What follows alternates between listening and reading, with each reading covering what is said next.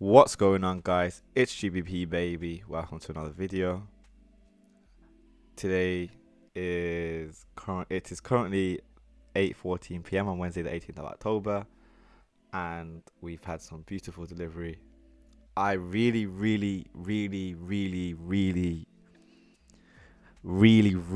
urge you to go and watch yesterday's video, please.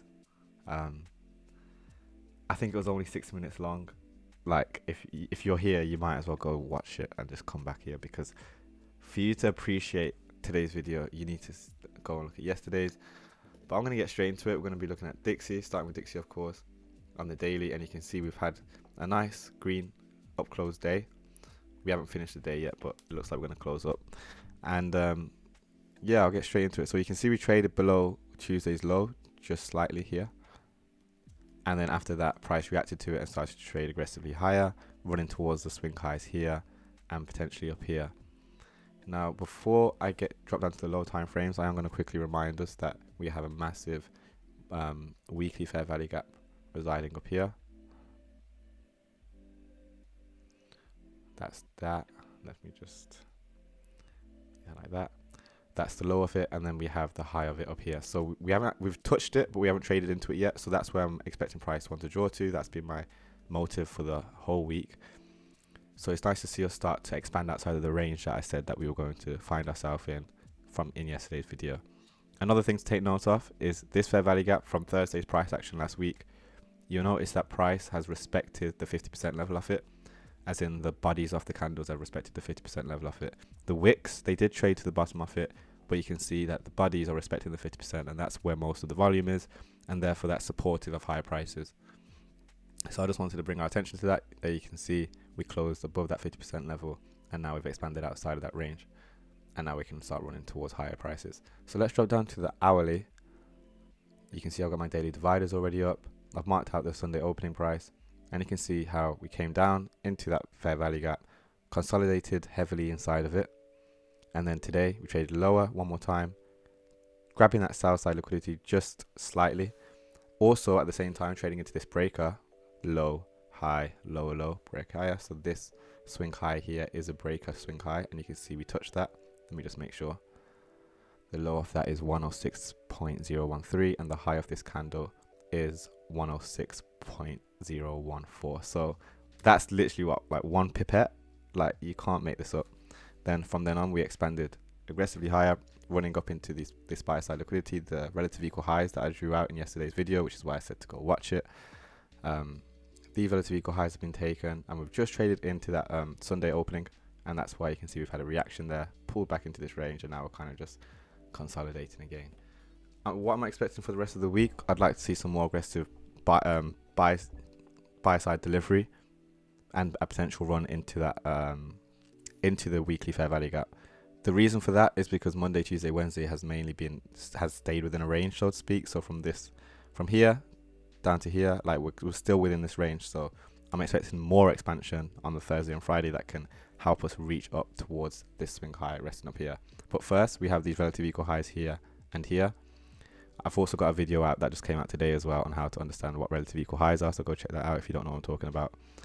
Buy side liquidity resting there, and then we also have the buy side within that weekly. Remember, this is that weekly fair value gap resting up there. So it'll be nice to see if we can reach up into that. Now, the fact that this candle here, these down candles, we've closed in a range here. So if we go back up to the hourly, I'll show you what I mean. This fair value gap has now been traded down on the delivered on the downside and the upside. So I am going to keep the fair value gap drawn out. I'm going to change the color of it. I'll make it blue. Take off the 50% level, and I now expect this to continue to act as support. So in the new day, or from here running into the Thursday, it's okay for price to come back into this fair value gap, but I'd like to see it continue to provide support. In fact, let me put that middle line back on. So as long as we respect that 50% level, this could be an area to buy from. We also have this order block, this candle here. So I wouldn't be surprised if price wanted to trade down into that, grab more stops, and then use that to push higher, and again run into that buy side liquidity we have our eye set on, resting up here. So yeah, that's pretty much my expectations. We can also look for the breaker. Now that we've traded higher and, you know, taken out swing highs, we can look for a breaker which can allow us to then cast up an expectation. So we have, let me show you here, we have a swing low, a swing high, and a lower low. This will happen on the Tuesday, and then we've broken out of that range here. I'll show you that again. I'm even going to draw it for us just so it makes a little bit more sense. So we have a low, a high, a lower low, and then we break higher. So this range here creates a breaker, right? So what you can do is, using the Fibonacci, you can cast up the range of the breaker like so, using the bodies, and you'll see that the -2 level lines up perfectly with that weekly fair value gap opening, and it's near that buy side liquidity. So there is a likelihood that price is going to want to draw up to those levels, assuming we're bullish, which we are. So that's something to take note of 100%. Go check that out. We'll drop down to the 5 minute just to see what we can find. Again, just a better look at today. We traded down, created the low during the London session at 2 a.m. Then from then on, we'll just be moving higher. 7 a.m. What happened at 7? 7, we had a nice pullback, of course, and then 8:30. From then on, we've been pretty much bullish. So that's very common for price to do. It will open at 7, it will pull back, create a manipulation phase for the New York session, and then it will run higher for the rest of the day. And that's exactly what we saw happening as we ran into the relative equal highs. And yeah, that's all good. Let's go to GBPUSD. We'll start with the daily here as well. GBP delivered great as well. This is, again, I urge you to go watch yesterday's video, blah blah blah. And you can see we've had a nice down day. And again, we also have this fair value gap that's being left open, which is what I like to see. When I'm bearish or when I'm bullish, I like to see fair value gaps left open or barely touched. And this one's been completely left open, which says to me that we're likely to see lower prices. Today, I was also paying a lot of attention to EURGBP, and I could see that Euro was rallying quite a lot, which was another reason I chose to trade GBP today, because it was showing weakness. But I'll talk about that later. If we drop down to the hourly, we can see how we, again, we were still in the range, but it was nice to see us finally move lower. We have a lot of relative equal lows that are ready to get taken on the downside. And this was what I pointed out in yesterday's video, how this little swing here got taken by this high here. The fact that we've done that said to me that this range above here is now protected, which is why we can see multiple failure swings. The swing on Monday failed to take out this swing high.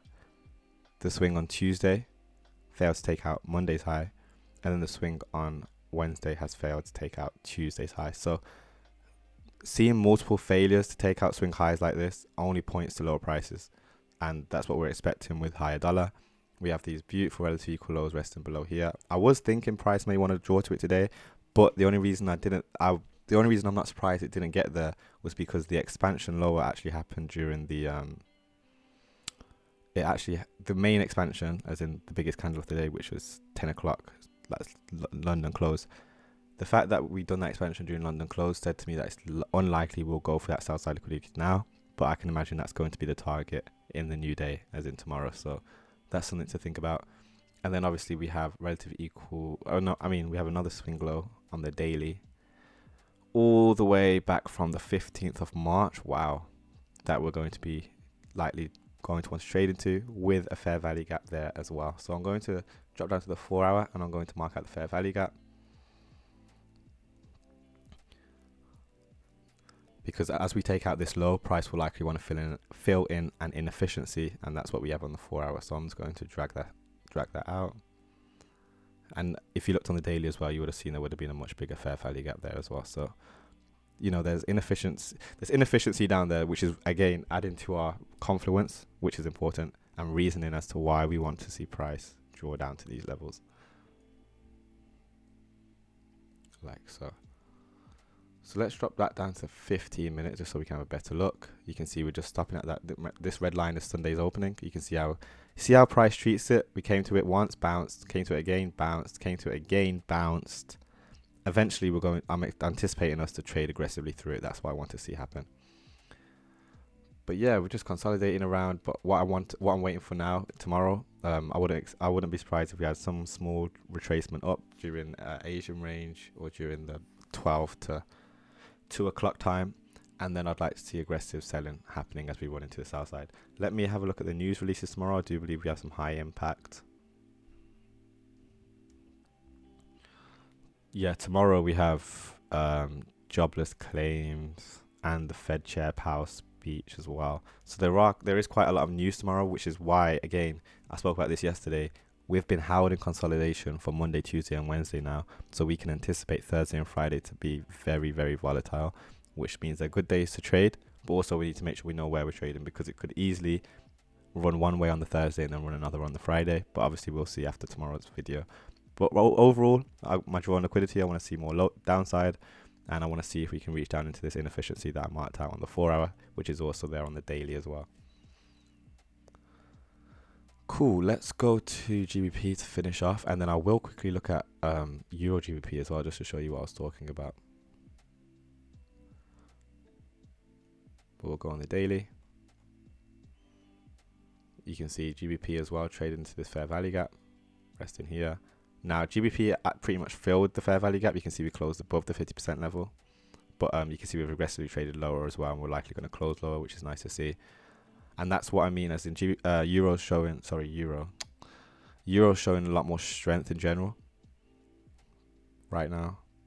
But you can see we traded up into the breaker. Where's the breaker? High, low, higher, high, and break lower. That's why I had this orange box delineated, and you can see we traded into it once on the Tuesday. Go watch yesterday's video, I spoke about it. And then Wednesday we traded back into it one more time, and then look what happened. We had a nice reaction. As soon as we closed below this low, beautiful, we started trading lower, took out these lows here, and now I want to see us run towards this south side, liquidity residing there. So let's just mark that out with a ray, because I prefer the rays. The rays.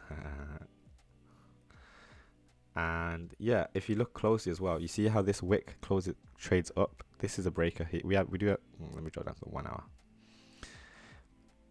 We actually have another breaker here, because this is a swing high, low, higher, high, break lower.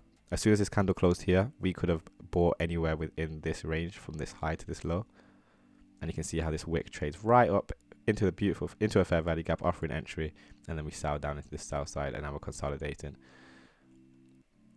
Again, we've been in consolidation for 3 days now, so tomorrow I'm anticipating expansion, hopefully in the London session, and continuations in the New York. But yeah, that's pretty much everything. It's been a good day. Let's go to EURGBP for a change, because you can see that so here was Tuesday's price action on EURGBP. Let me just get rid of everything right now. Oh.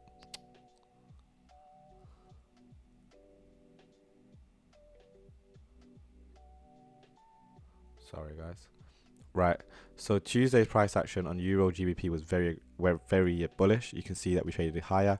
So this means that Euro was showing strength against pound, which is why I was trading pound, because if I'm bearish on pound, I want to see strength on EURGBP, because that will support lower pound, and it will allow pound to move lower at a faster and more smooth rate. And that's what we saw on Tuesday. We've kind of just consolidated on the Wednesday, I believe. We did still rally. We moved lower, and then we kind of just pulled back into the range. But you can see now we've created relatively equal highs on EURGBP. So I'm expecting higher EURGBP, which means that I'm expecting lower pound, like weaker pound, which is why if we're looking for selling to do or bearishness, we should be selling pound. Hope that makes sense. In my recent videos regarding learning how to read the charts, I will eventually talk about intermarket analysis, because that is what this is. But it's very important to go check out what EURGBP is doing, and so long as EURGBP is showing strength, I'm happy to be selling pound, because I'm bearish on pound.